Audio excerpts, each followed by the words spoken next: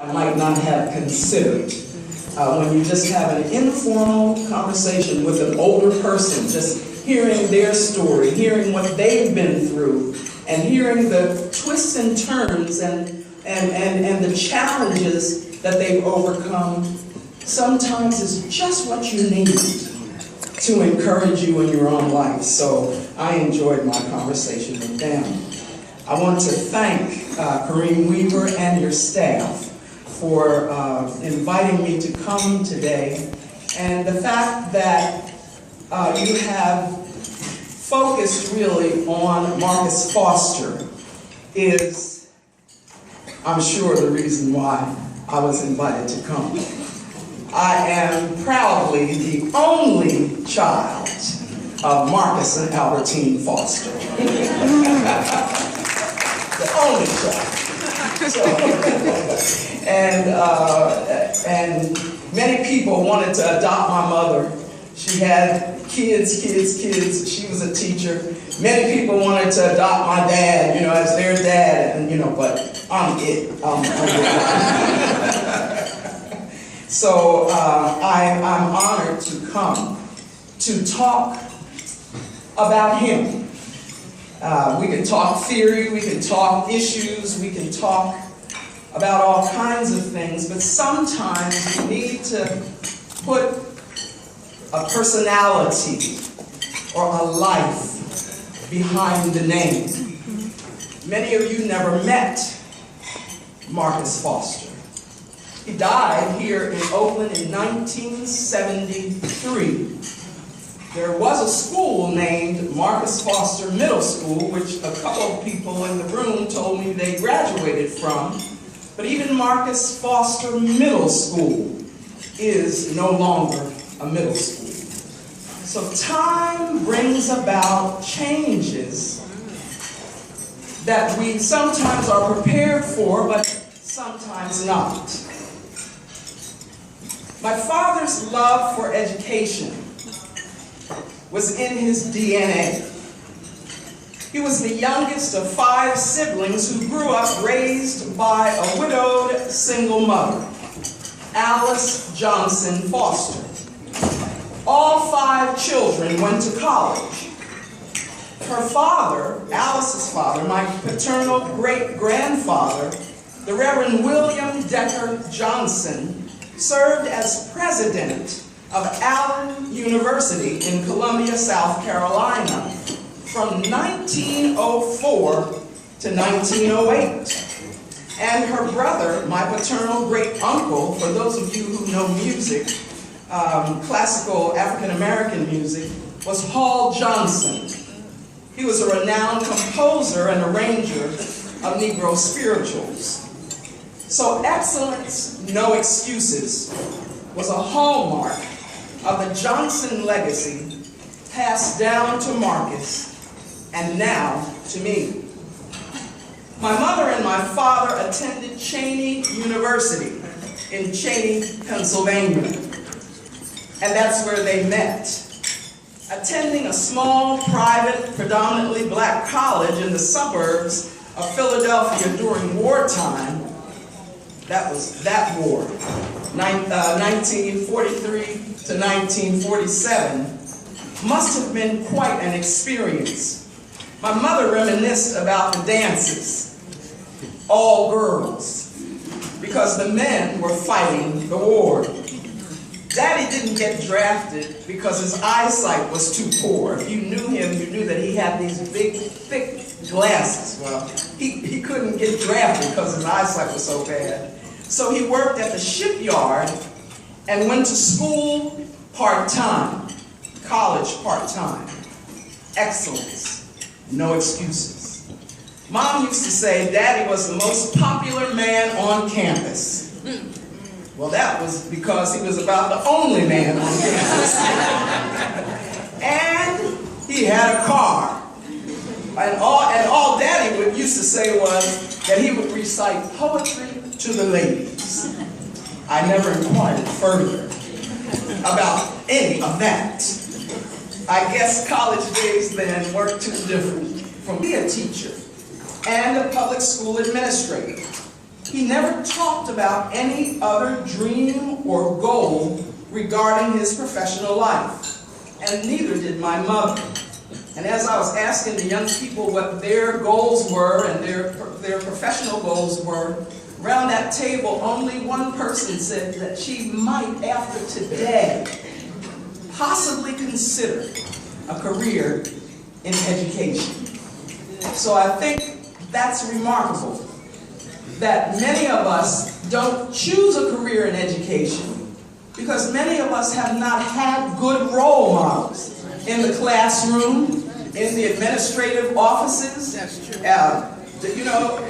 the high-rise administration buildings. Many of us don't know what good educators are, but some of us do.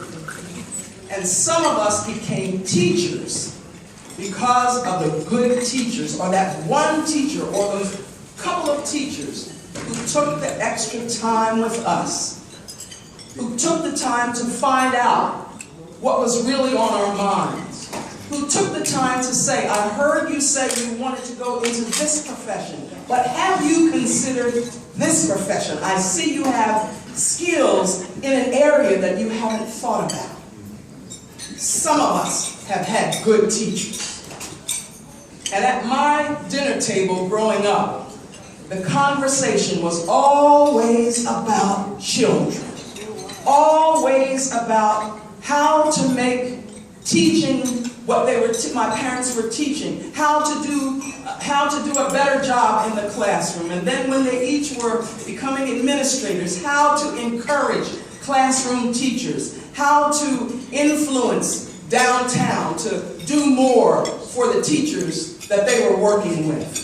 So I grew up in a home where education was prized and where children were the centerpiece of the conversation. I'm proud of that because that was passed down to me.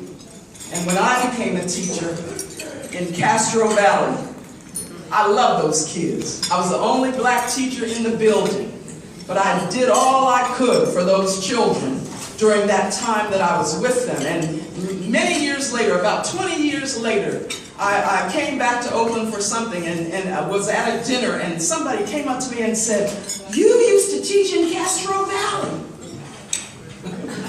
Yes. And she said, "My friend, her 2 children were in your 6th grade class." And she told me the name, which I will not repeat because you don't want to give it away. You don't want to give people's stories away. But those 2 boys gave me the blues. And she said, if she were here, she would want you to know that those 2 boys never forgot you. That you made the difference in their lives and in their career choices. I had to sit down and tears came to my eyes.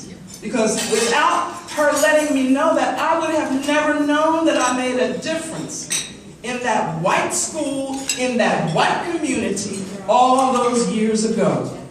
So for me, it wasn't about race. It was about the children. For my mother, it wasn't about race. It was about the children. And for my father, certainly, it was all about the children. We who are teachers, we who are parents, have been given a great gift. Here we are, the day before Mother's Day. And just thinking about the gift that we have been given in raising children, in educating children, in encouraging parents, if we aren't parents ourselves, encouraging the parents of our students, encouraging nieces and nephews. They need all we can give them. My 10 or 15 minutes with the young people at the table, who knows what difference a small conversation could have made. They didn't know who I was when they sat down at the table. Maybe it'll make a difference.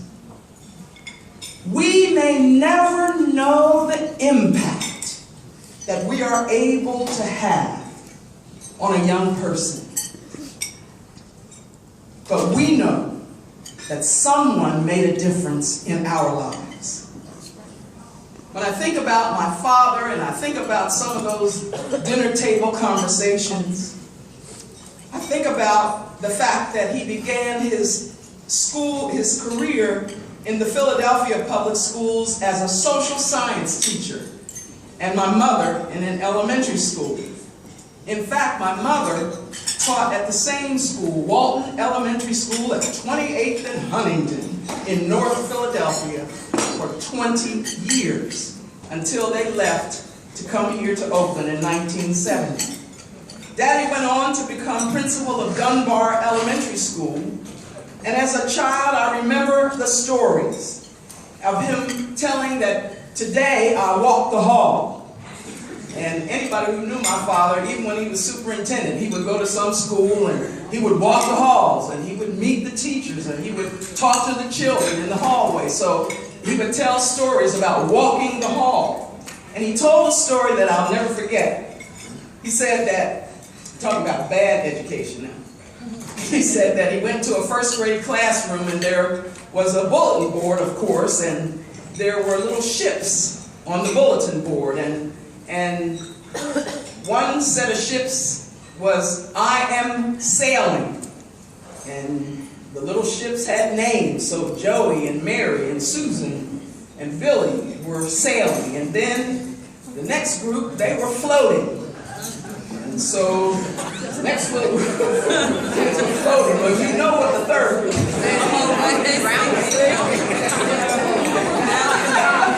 The third group, I am sinking. First grade. And I probably, at that time, was probably only in about the 5th or 6th grade myself, but that I never forgot that story. How can you tell a 6-year-old already, you're sinking? And so the rest of the story was that Daddy pulled the teacher aside and said, "Ma'am, you know, we can't have this at Dunbar Elementary School. You know, we can't do this." So I always think about those sinking children and knowing that if that was on a Tuesday, that by Wednesday afternoon, everybody had something that they should have been proud of by the end of the day, because knowing my father as I knew him, I'm sure he followed up with Sister Smith in the first grade classroom to see what she was doing. So we have to be careful. How it was probably .01.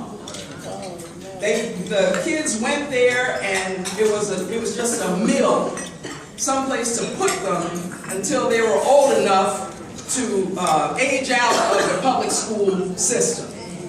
And so Caddo was a throwaway school. But Octavius Caddo, an African-American man, graduated from the Institute for Colored Youth in 1858 as the valedictorian. And the institute later became Cheney University.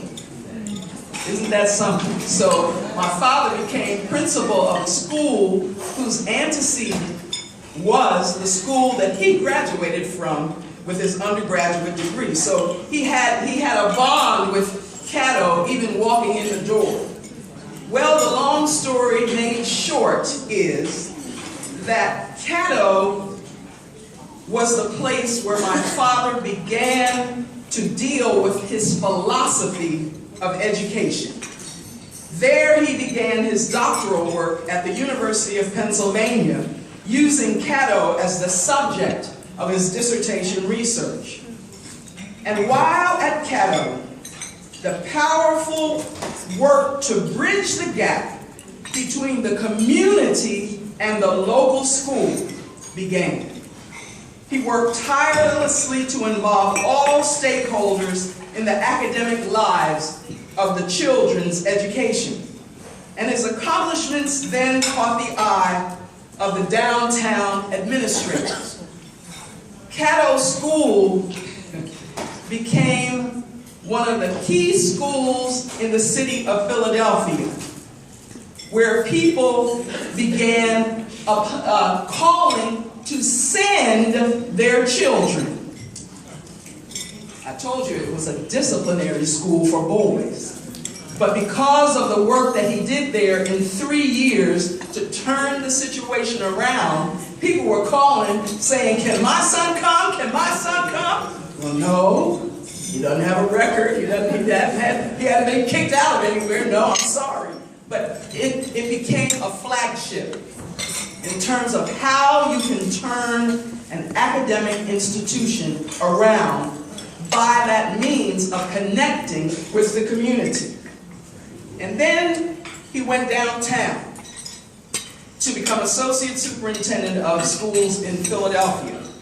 And I have to say, and I told the group at Cheney when I talked about him there not long ago, that that was one of the big decisions of his life, to leave the local school and go downtown to become an administrator. Was really a soul searching had to take place, because he was so committed to the community school, to the local school, to the betterment of what was going on in the neighborhood, that to go downtown to him felt like almost a betrayal or turning his back on the kids in the neighborhoods.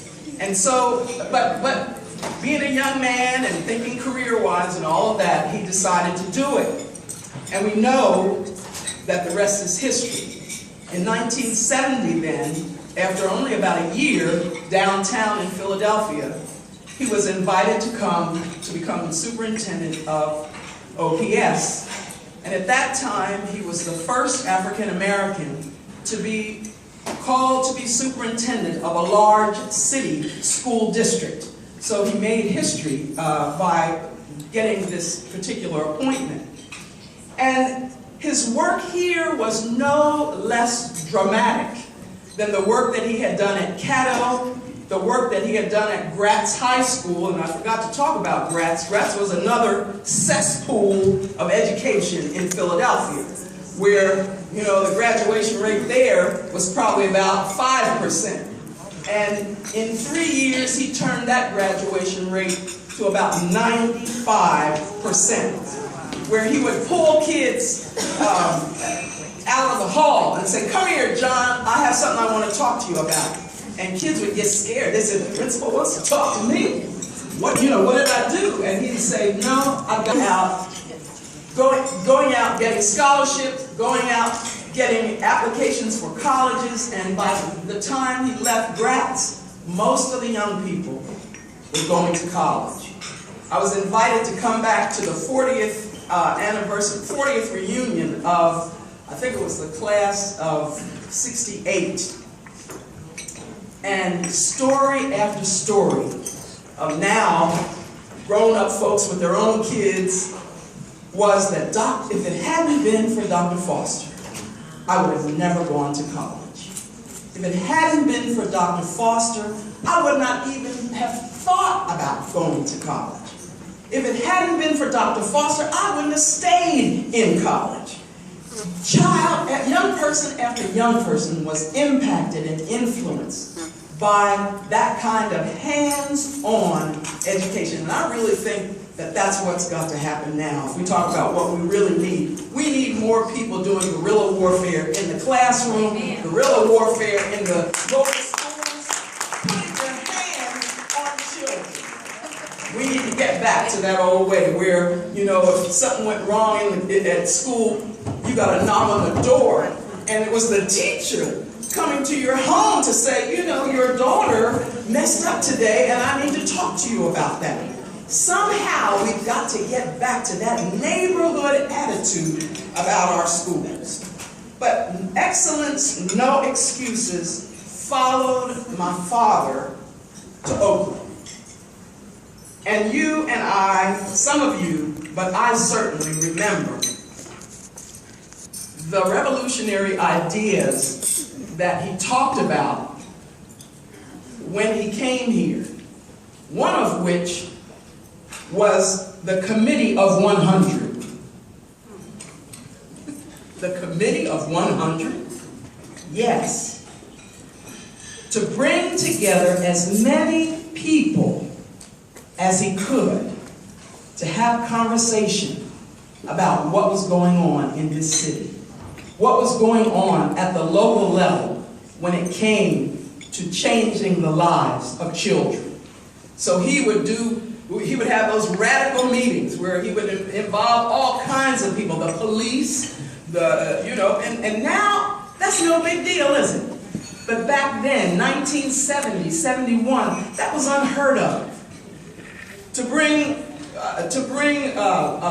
sanitation workers in, and all kinds of people who had children in the public schools, to say, what do children need?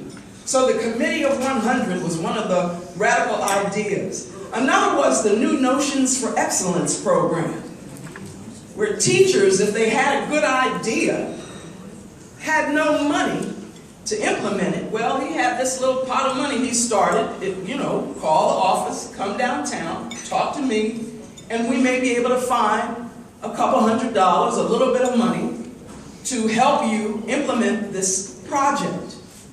Well, New Notions for Excellence has become the Marcus Foster Fund. So 41 years have made all the difference in a good idea.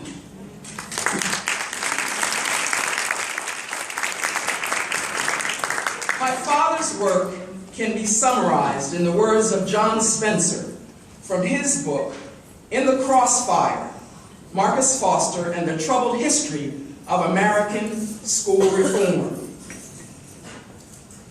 Foster's searing statements pointed to the limits of isolated efforts at school reform in the nation's big cities. Writers and filmmakers have inspired audiences with the exploits of dynamic educators like Foster and like Jeffrey Canada, who pushed their students to unexpected heights of accomplishment. The charter schools and the widely discussed 2010 documentary film, Waiting for Superman, are a recent example.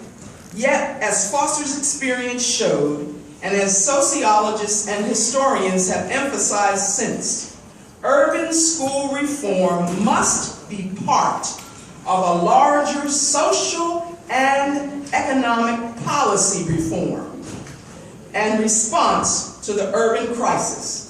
A response that also addresses the problems of inadequate housing, health care, and unemployment. To ignore this insight and to expect educators like Foster to defy the odds with all-consuming after-hours dedication at the expense of their families and their personal health is to turn them into martyrs and scapegoats. If my father's death here in this city has any redemptive value, if my coming today, just to share a few words about his life and about his legacy, if it can mean anything, I would hope that it would mean that we would put down our divisions. That we would put down the walls that we easily erect between city and suburbs, between class, between race, all of the things that between administrators and classroom teachers, all of the things that we easily fall into. If we could get back to an understanding of the Committee of 100, where we're all stakeholders in the lives of all of our children, that my child's future and your child's future are inextricably bound, no matter what school district they go to, because you can't run from trouble. You can't run from crisis. The suburbs won't save you. So even if you're in the suburbs, you have a stake in what goes on in Oakland Public Schools. If we can learn some of the things, some of the hard-won lessons of the past, that Marcus Foster's name Yes, it would still be known, but it would be known to be able to make that as a symbol of how to make change in an intractable system. Because in 3 years, that's what happened. The system turned around. If we can get beyond the me and mine of life and start returning to the we and ours of life, that we're in this thing together. Our children will be different. Our communities will be different. Our nation will be different. This world will be different. You and I still have time to make a difference. I'm not giving up. I'm not sitting down. I'm going to keep talking to young people. I'm going to keep telling some of my story. If I asked them, and I didn't, how many of your families have been impacted by violence? I bet you most of them could tell me yes. Violence has overtaken this country. But those of us who want to wage peace have got to take a stand. That this world will not go down in flames because we have chosen to put our children first, to put one another first, and to let the future be in their hands. As it was turned over to us, let us leave a legacy of love, of peace, and of hope. And the world will be a different place. Thank you.